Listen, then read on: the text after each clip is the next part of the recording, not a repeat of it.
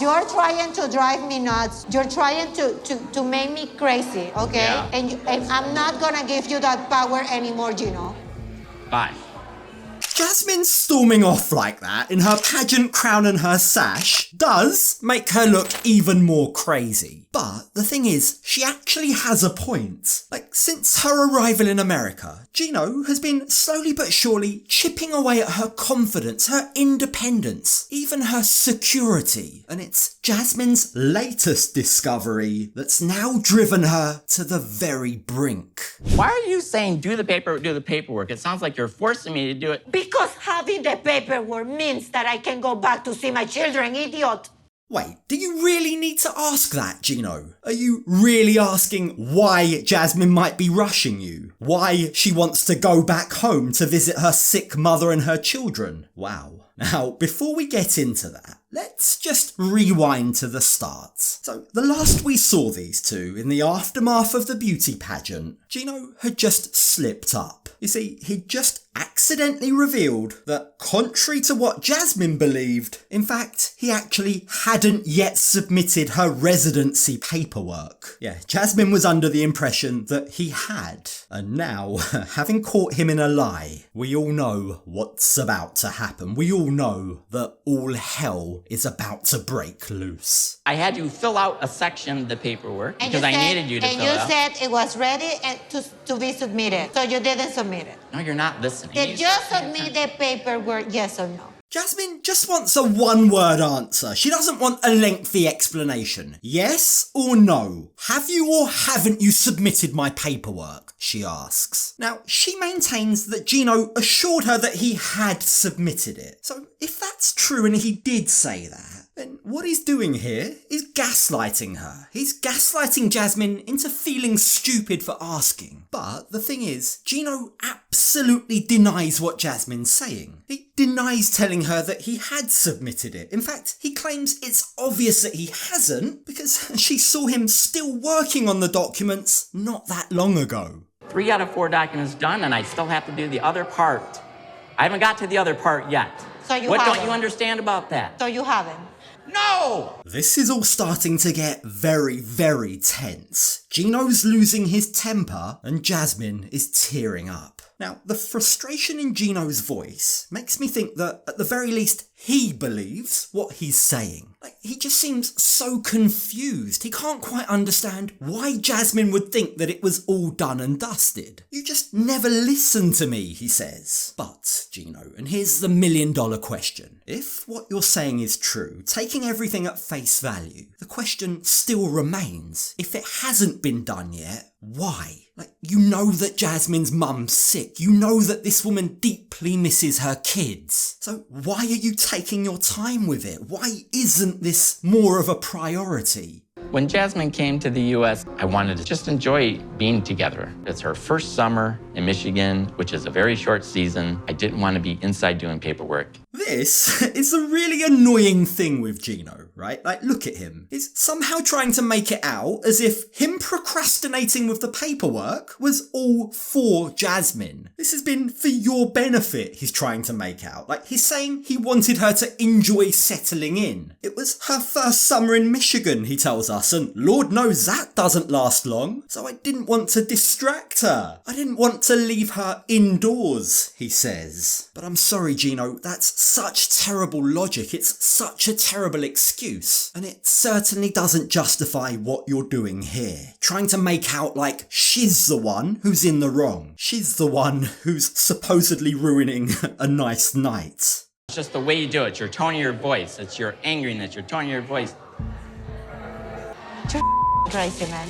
You're crazy. You're nuts. Now, to be fair, Jasmine does definitely need to take down her tone. She can definitely be rude, arrogant, aggressive, and honestly, quite verbally abusive. So I agree with Gino here, he definitely has a point. And for now at least, these two are done with this fight. Jasmine walks away with nothing resolved. Gino admits that he's finding Jasmine's behaviour impossible. But it goes both ways, because Jasmine feels feels as if she's being driven to the brink of insanity. You're trying to drive me nuts. You're trying to make me crazy, okay? Yeah. And I'm not gonna give you that power anymore, Gino. Bye. Look, can you see the irony in what she's saying here? I get it's a very serious point, right? But having just said, I'm not gonna give you the power anymore, I'm not gonna let you control me anymore, she then also walks away, leaving Gino holding her handbag. Yeah, I mean, you lose a lot of the impact of what's being said here, Jasmine, if you then don't take control yourself. Like, I'm sorry, she does have a very entitled attitude. She just assumes that Gino's gonna take it for her. But at the same time, I think it's becoming more and more clear that Gino has been very manipulative since Jasmine's come to the States. Whatever way you look at it, there's just no excuse for him not prioritising her paperwork, especially when her family is at stake. I'm trying the best I can to do this paperwork, but it's obviously not good enough for Jasmine. I'm really frustrated because she's never really happy. No, Gino, you're not though, are you? You're not trying your best. You were the one that just admitted you put off the paperwork because you didn't want to be inside during summer. Sorry, that's not doing your best. And neither is sitting around at home playing fantasy football. That doesn't count either.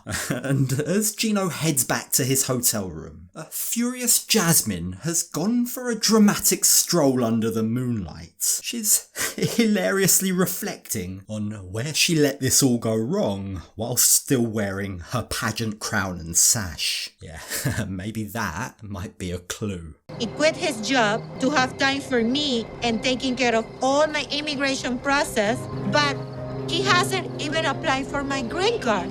I mean, when you put it like that, it really doesn't sound good, does it? Gino quits his job and then blamed money for not hiring immigration lawyers. He was the one that quit his job, and yet now he expects us to believe he just didn't have enough time. Jasmine feels stuck. She feels statusless. She feels trapped. She feels like she's given up everything to be with a man who's seemingly taking joy from watching her suffer. But, Jasmine, you also need to take accountability. Like, it's all well and good blaming Gino, and clearly he is at fault, but at the same time, have you not learned your lesson? Does she not realise that she needs to be taking more of an active role in the paperwork herself, too? Like, she can read, she's clearly an intellectual person, she used to be a teacher, so what exactly is stopping her from also taking a look at the paperwork, from double checking what Gino's done? I mean, that would be the logical thing to do, given what she's already experienced, wouldn't it? Like, it just seems like she's also dropped the ball, she's also been distracted by everything that's going on with this beauty pageant. It's all well and good to blame Gino, it's all well and good to, much like your handbag, expect him to do everything for you, but maybe you also need to take a long, hard look in the mirror. Only, as ever, Jasmine doesn't want to take responsibility. When she heads back to the hotel room, she's ready to put Gino under the microscope, and she starts by asking, "Why are you doing this to me? Why are you denying me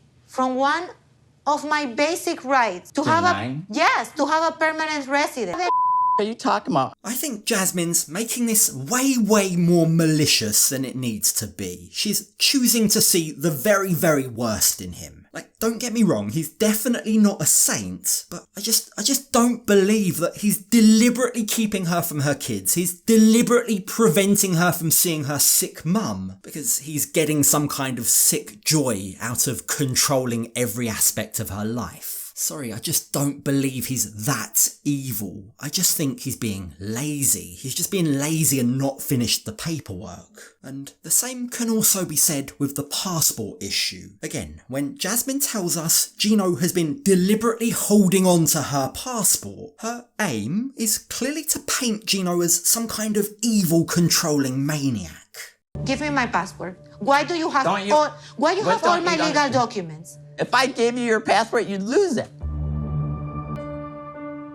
Now, yes, granted, Jasmine is completely right. She should be looking after her own passport. There's absolutely no need for Gino to hold on to it, especially when she's asking for it back. But for as bad as that looks, let's not now pretend as if this isn't a quirk of Gino's personality that we've known all along. Like, remember, this is an overly cautious guy who travels with a fanny pack under his clothing to make sure he keeps everything safe. Like, again, I just think this is Gino being Gino. Like, it's definitely not right, it's flawed. But he is trying to manage things in his own unique way. I really don't think it's as malicious as she wants us to believe. This isn't him trying to control her. You can have your Give me passport. and all my legal documents. You can have your passport. And you know what?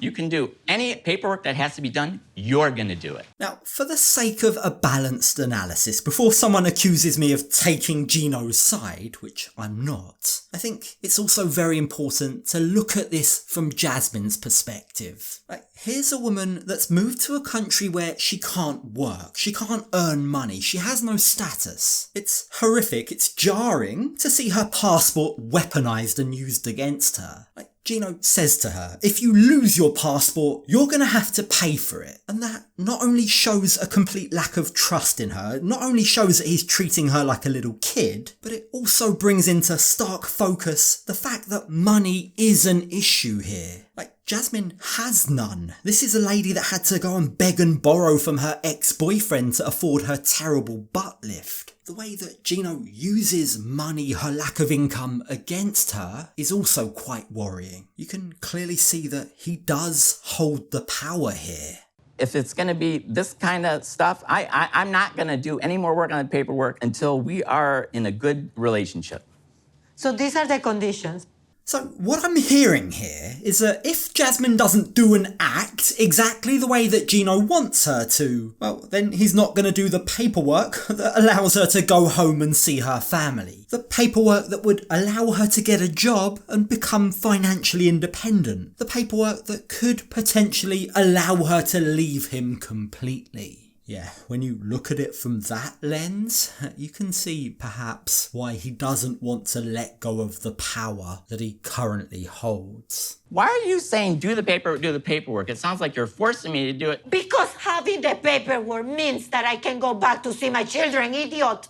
Oh, come on, Gino, stop acting dumb. You know why this paperwork is so important to her. You know full well why she's so desperate for you to get it done. Like, his lack of empathy here, whilst we've seen him many times in the past show a distinct lack of empathy, what we're seeing right now is amongst the worst we've ever seen. And what he says next just makes things a whole lot worse. You can go back and see your children now. Go back and see him. Get out of this room. I don't want you here. Get out of here. I don't want you here. What Gino's implying here is that if Jasmine wants to see her children that badly, then she can just go. But, and here's the thing, he knows all too well that if she were to leave the country on the visa she's currently on, returning won't be an option. She won't be able to come back. He's essentially taunting her, and just listen to how creepily he says, go back and see him. Go back and see him. Yeah, that was terrifying. The way he whispers that is like a terrifying villain from a movie. But he's not yet done. I'm not spending the night with you. Get out. No. Get out! No. You leave. Gino's really giving me the chills right now. It's genuinely scary. As Jasmine takes her bags to leave, she tells Gino she doesn't ever want to see him again, and then she throws her bouquet of flowers at him. Jasmine feels like all the promises that Gino made her when she left Panama have all been broken. He hasn't lived up to any of them. She feels like she's been conned into this marriage. He told me that he will provide to me a home here in the United States. We will bring my children and we will gonna be a happy family. Yeah, and that last part about bringing her kids, having a happy family, clearly hasn't happened. Far, far from it. Gino's mistakes, his frugal nature, his reluctance to hire a professional have deeply impacted those kids' lives. They've left kids without their mum. And it's so hard to defend a man who quits his job in order to have more time, yet for some inexplicable reason still can't find the time to do the paperwork that would allow their mother to go back to visit them. And when you layer on top of that, when you also sprinkle into the mix the fact that Gino is heaping pressure on Jasmine to have another kid, a kid of his own, only to then essentially tell her to f*** off back to Panama and leave if she doesn't like it, if she doesn't like him taking his time over the paperwork, is truly, truly horrific. I'm not just doing permanent residency paperwork just for the heck of it. I have to evaluate, where our relationship is. And that, right there, is what it all boils down to, I think. Gino's deliberately holding off from completing the remaining 20% of the paperwork because he's no longer sure he wants to stay in this marriage. Yeah, that says everything, doesn't it? Both of them don't want this anymore. So is there even a point finishing the application?